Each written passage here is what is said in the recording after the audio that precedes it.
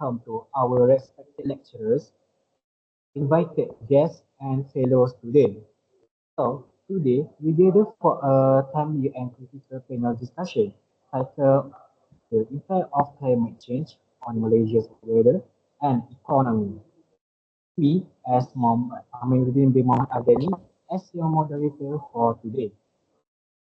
So, the topic is no longer a distant scientific projection or an abstract global concern.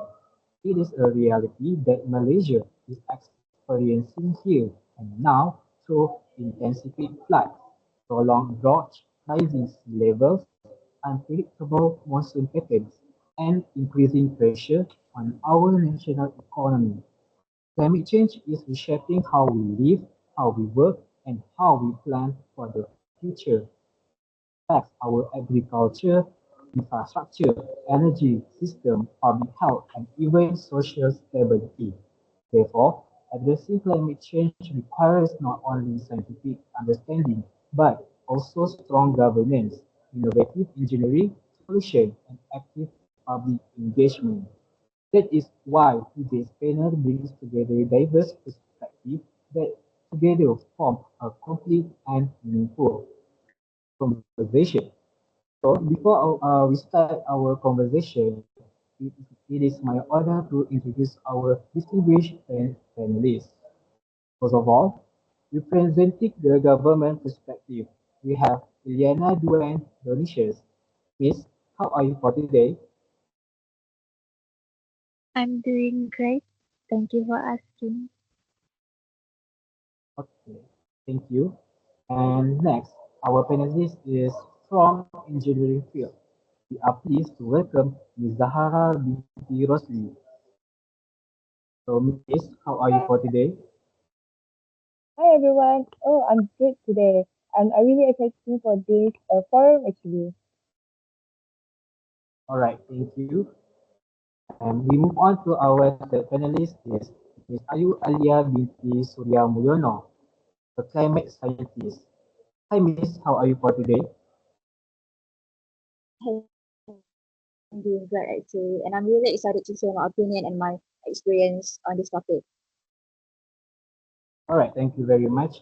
And finally, representing the voice of the environmental activities, we have Miss Fatin Aulia binti Fauzi. Hi, Miss, how are you for today? Hi, I'm doing great and thank you for asking me. All right, thank you for our panelists. So, together, our panelists represent the four key pillars of climate action, governance, technology, science, and activism. Through this discussion, we hope to explore how climate change impacts Malaysia's weather system and economy, the challenges we face, and most importantly, the solution we can pursue collectively. With that, let us begin this meaningful and impactful conversation. So, we move on to the question for the first our panelists. Miss Elena Duenicius, are you ready?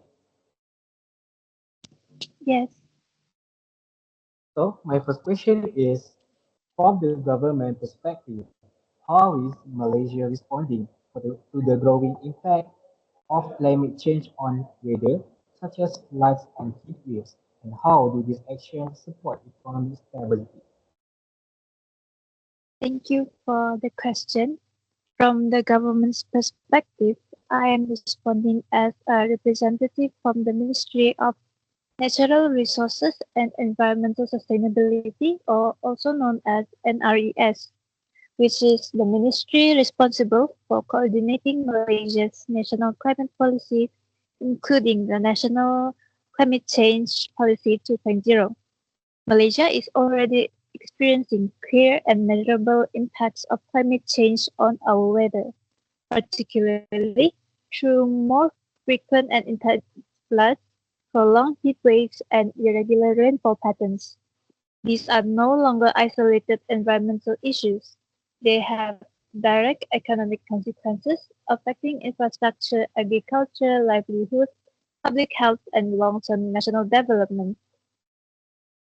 In response, the Malaysian government has shifted from a reactive approach to a policy-driven preparedness-focused strategy, with the National Climate Change Policy 2.0 as the central framework.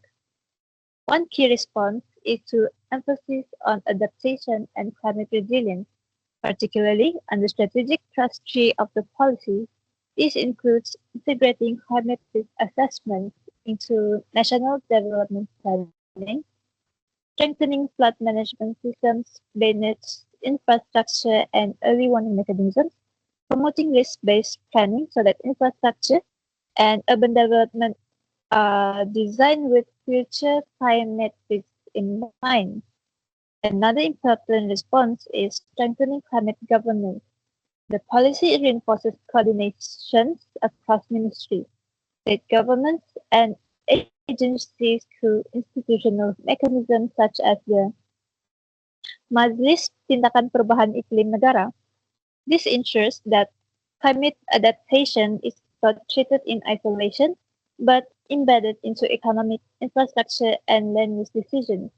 In addition, the government is using science-based data and research to guide decision-making, ensuring that adaptation strategies are evidence-based rather than reactive after disasters occur.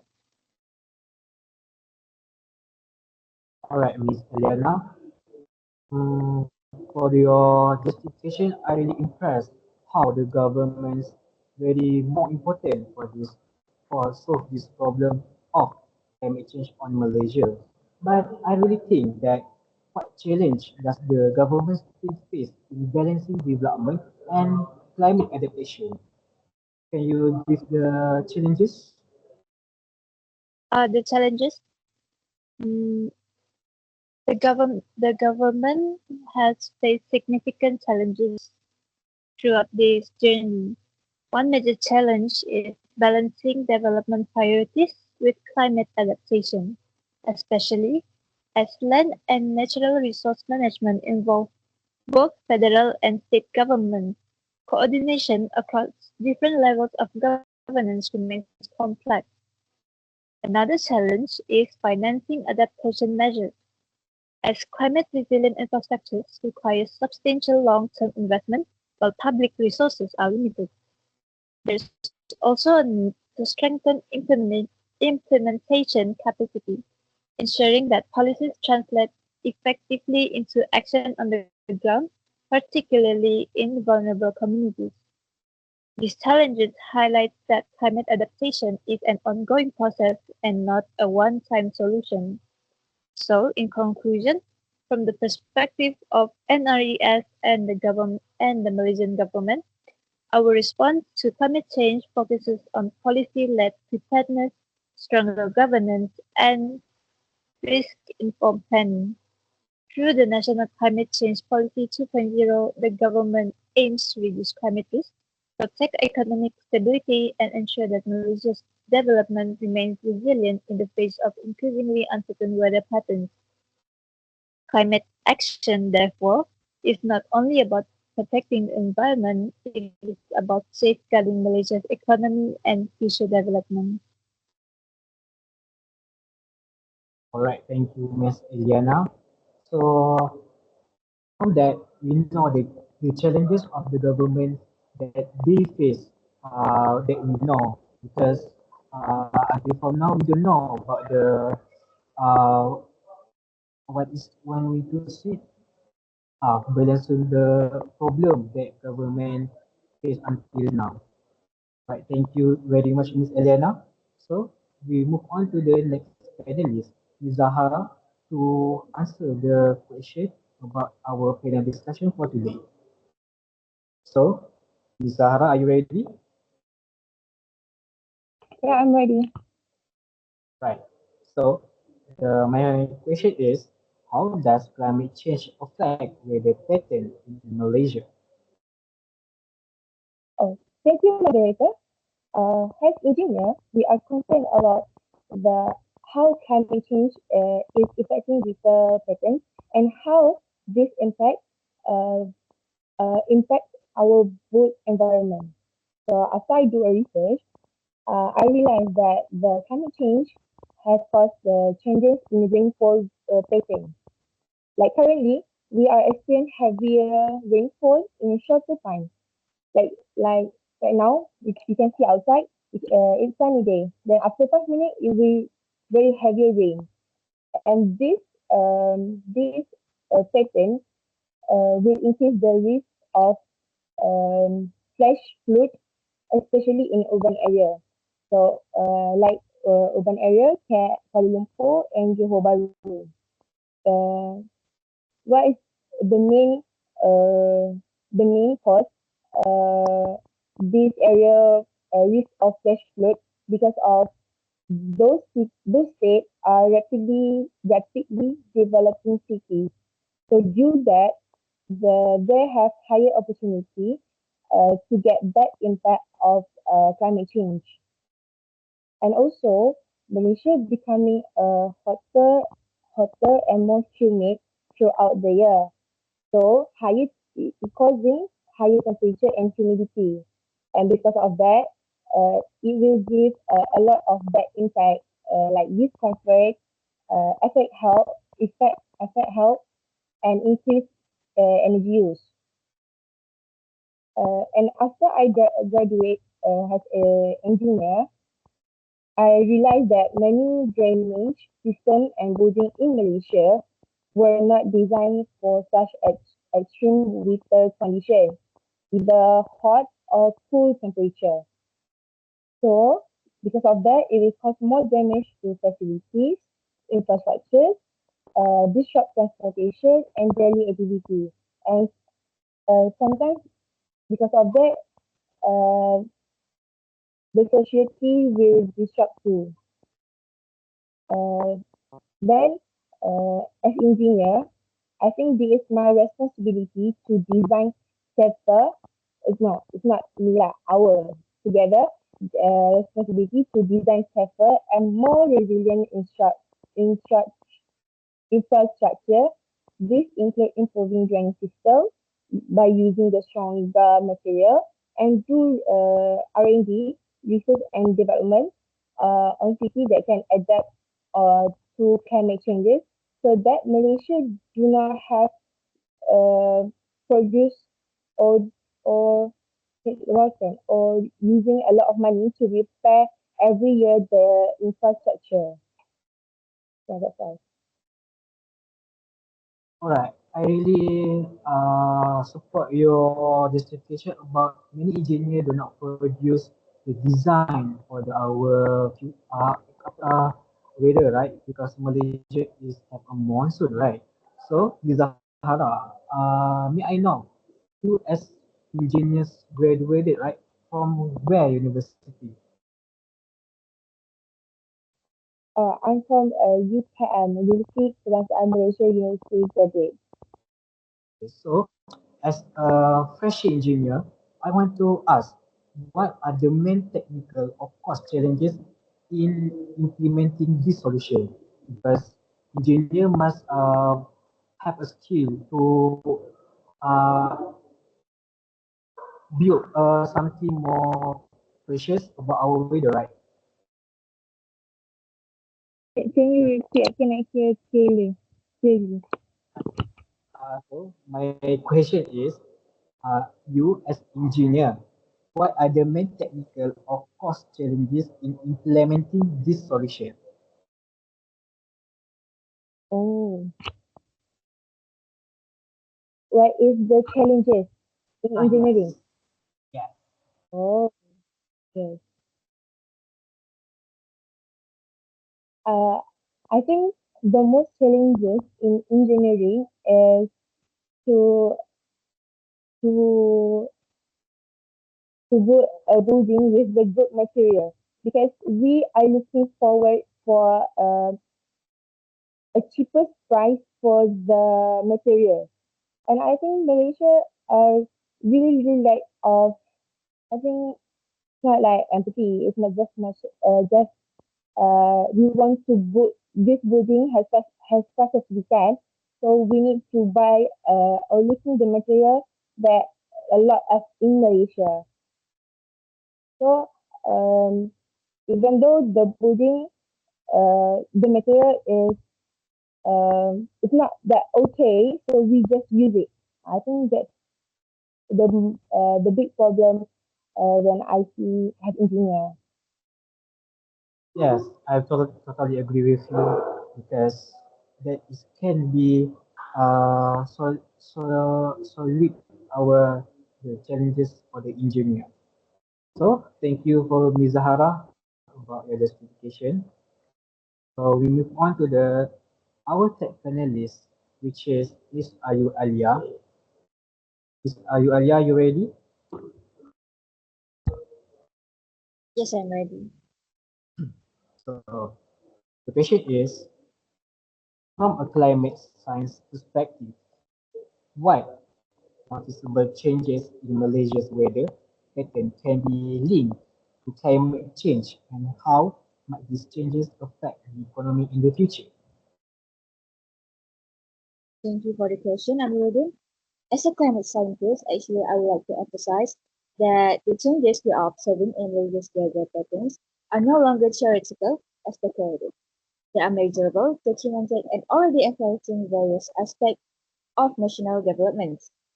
A particularly relevant study, which executed at the Korean Perak, where we examined rainfall trends using the Long Ashton Research Station Weather Large WG model. This study provides clear evidence that Malaysia's rainfall behavior is becoming more significantly variable under climate change conditions. The findings highlight two major shifts. Firstly, we are seeing an increase in intense and concentrated rainfall events, where heavy downpours occur in short period of time. Just like Ms. Zahara said, uh, that the risk of flash flood are increasing day by day. We can see it, right? Every year there are flash floods. And then this flash flood will occur more, especially in low-lying and densely populated areas. Secondly, the study observed longer and more persistent dry spells, indicating heightened drought risk. The combination of extreme excessive rainfall followed by insufficient rainfall disrupt the natural hydrological balance that Malaysia has depended upon for decades. In addition to the rainfall variability, there are growing indications that traditional monsoon patterns are shifting. The timing, duration, and strength of monsoon season have become less predictable. Just like we can see lately, uh, had a monsoon pattern this harsh, but then we are hit with a monsoon pattern this harsh to the point where even the temperature of Malaysia dropped, very extremely dropped. This has direct consequences on sector that rely on seasonal stability, particularly agriculture. Farmers who previously depended on historical weather cycles now face uncertainty in planting and harvesting periods, which affects productivity and income stability. These climate changes have substantially economic implications. Agriculture, especially rice cultivation, in regions such as Korean, where we did our research, is highly sensitive to rainfall patterns. Flooding can destroy these young seedlings, while drought inhibits plant growth. Lower yields translate into reduced food security and great reliance on imported agricultural products, increasing national expenditure. I would like highlight I would like to highlight another point of Ms. Zahara about the infrastructure. Infrastructure is another critical area affected. More frequent and intense flooding phases strain on drainage system, roads, bridges, and public facilities. Each major flood event results in significant repair and reconstruction costs. Over time, these repeated financial burdens divert funding away from long-term development priorities such as education, healthcare, and technology advancement. Water and energy security also become vulnerable under changing weather patterns. Drought conditions reduce river flow, affecting hydropower generation water supply for industrial activities. When industrial when industries face disruption, productivity drops and operational costs rise, impacting the national economy. Furthermore, the combination of warmer temperature and intermittent rainfall create favorable conditions for vector-borne diseases such as dengue, dengue. Increased disease incidence places additional pressure on the healthcare system and reduce workforce productivity. In conclusion, the scientific evidence clearly demonstrates that climate change is altering Malaysia's weather patterns in ways that are both observable and impactful. These changes pose challenges not only to environmental stability, but also to economic resilience. If proactive adaptation measures such as improved flood management, climate resilient agriculture, and enhanced early warning system are not implemented, Malaysia may face escalating economic risks in the coming decades. The climate is indeed changing, and the effects are already visible. The essential question moving forward is not whether these changes will continue, but how prepared we are to manage and mitigate the impact. That's all for me. Alright, Miss Ayualia. So we know the impact of the climate change can be take us for the sick or illness, such as Miss Ayualia said about the dengue, right? So Miss Ayualia, you as a scientist, right? So I probably that you have more do research from the outside, right? Am I right? Yes, yes, correct. As a scientist. So when you do a research from the outside, which sectors are most at risk if these trends continue? For me, just like I said, your question is about like which sector are at risk, right?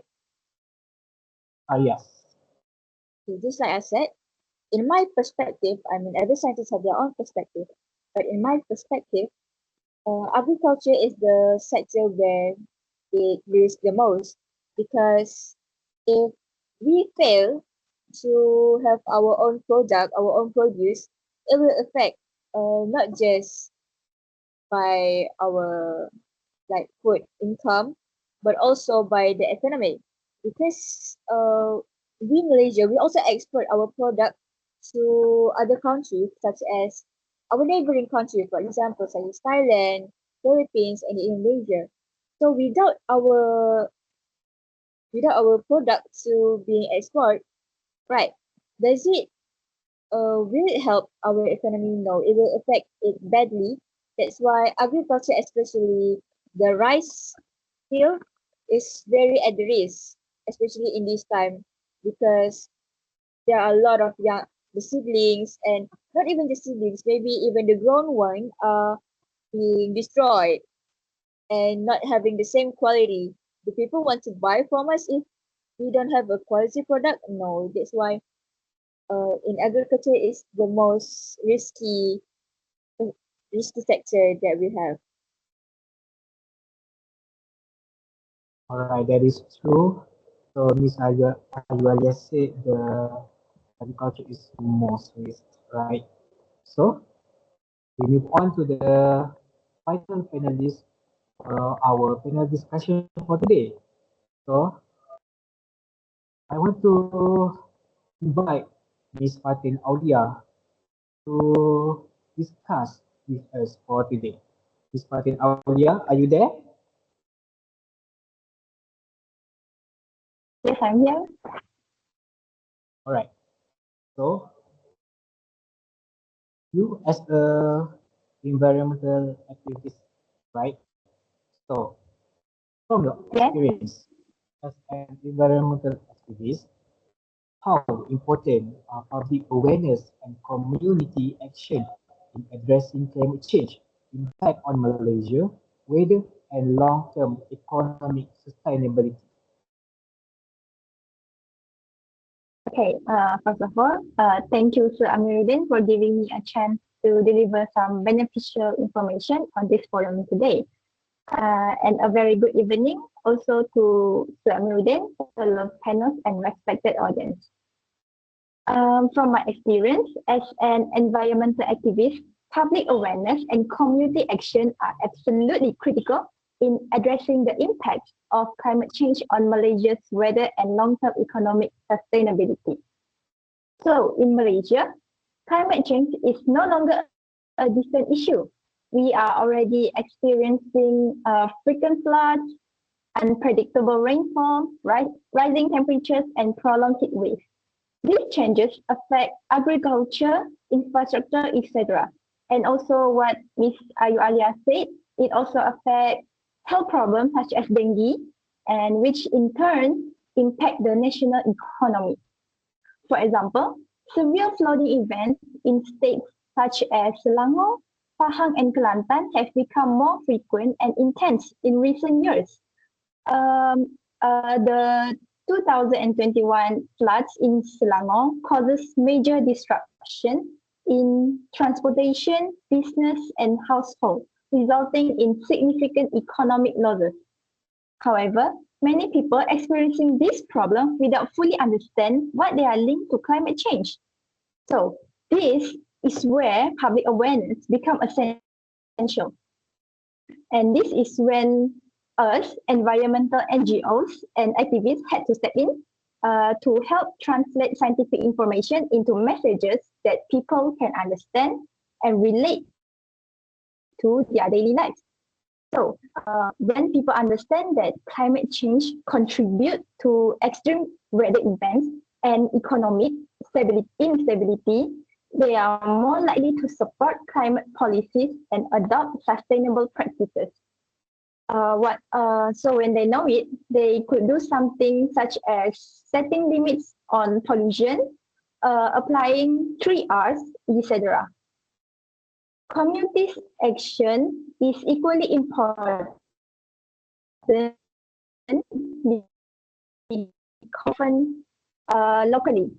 Community-based initiatives such as flood preparedness programs, for example, what happened last year, Johor NGOs had prepared some temporary camp for flood preparedness program, and also environmental conservation activities and sustainable resources management, which can help communities to adapt to climate risks while protecting their economic stability. These initiatives lead to reduced casualties and economic damage, also reduce reliance on costly emergency response and strengthen long-term resilience. So that is why public awareness is very important. That's all for me. Thank you. All right, Ms. Fatin. About NGO, I think it's very important too because it can effect on the Malaysia weather and our economy. So I'm really interested about NGO because before this I already joined about one NGO in my village. So from the NGO, how can young people or university students contribute effectively? Okay, that is a very good question. So young people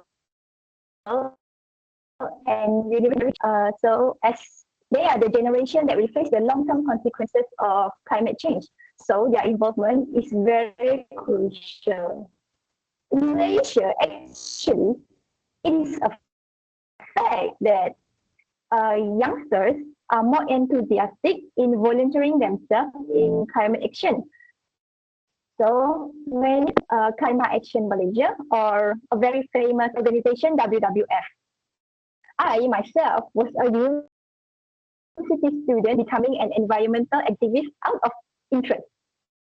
Students can contribute effectively through climate awareness campaign, which happen often, volunteer activities such as cleanup programs and research-based initiatives.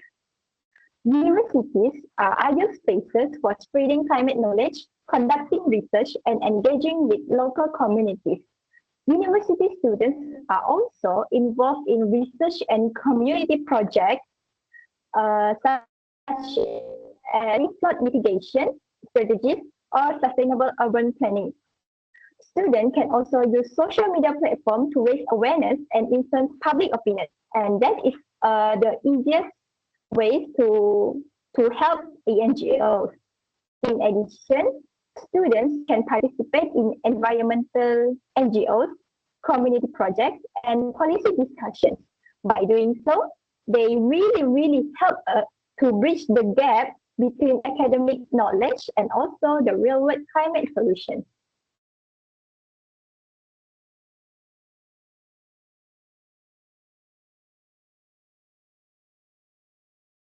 That's all for me. Thank you.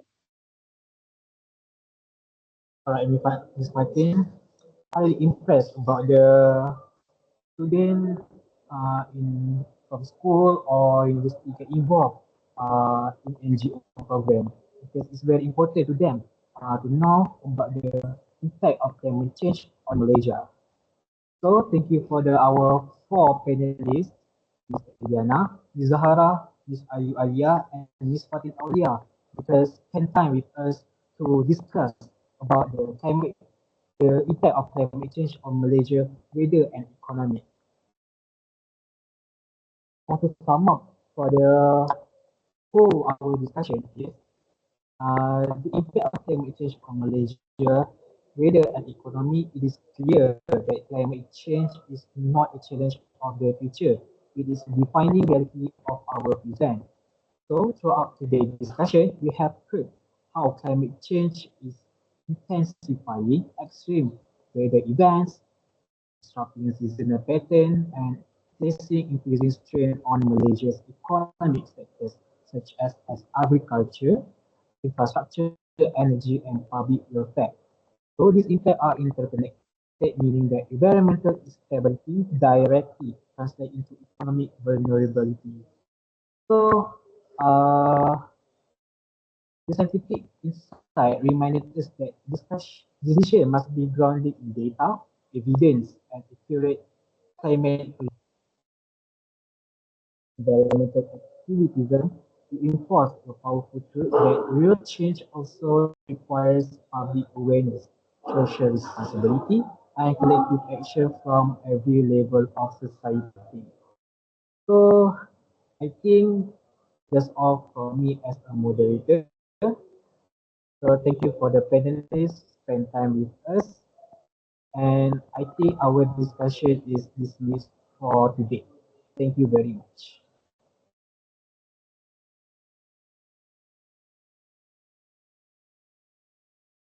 Aku tak boleh ikut eh. Thank you very much.